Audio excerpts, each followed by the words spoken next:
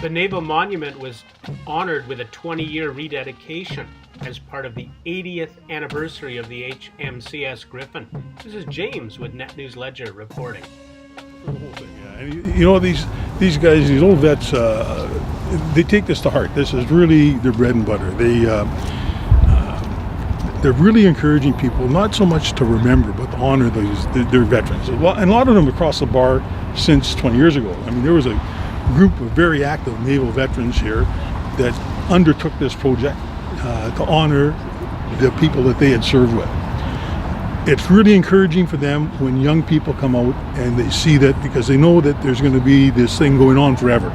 So they established a Naval Heritage Fund, which in conjunction with the city keeps this monument in perpetuity, because they're going to continue to maintain it and upkeep it.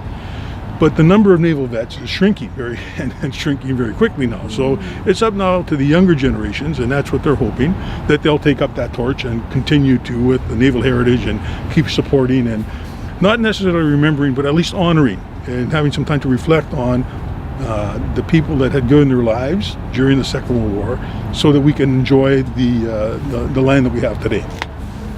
What does it mean to you, for you to be here 20 years later for a rededication? Well, that's an interesting question. Like, I joined the Naval Reserve as a young man at age 16 in 1965.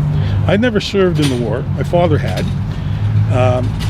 And we've got a tradition in our family about naval history. So being part of the Navy and working my way through and coming up to be a Rear Admiral was really significant to me. But the fact that we have it here in Thunder Bay, our hometown, I mean, we're not on the coast, but we are at the head of the biggest lake in the world.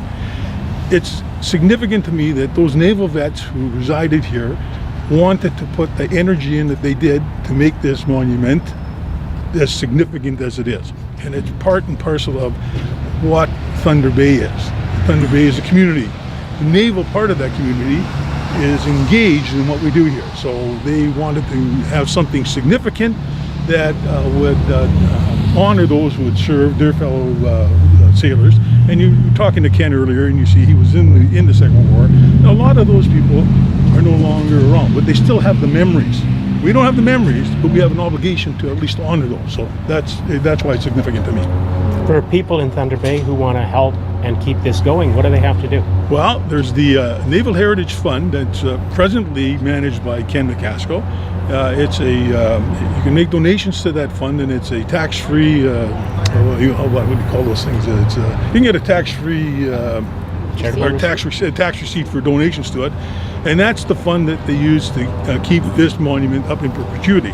And the city has been very, very helpful in terms of allowing those kinds of things to happen here. So it's really a work between the city and the naval veterans to keep this particular monument up to date and current. I mean, it takes upkeep. I was just talking to Constable Pouliot today, like the trimming of the trees. So they're going to make sure that everything gets well taken care of here, because it's a respectful place to be.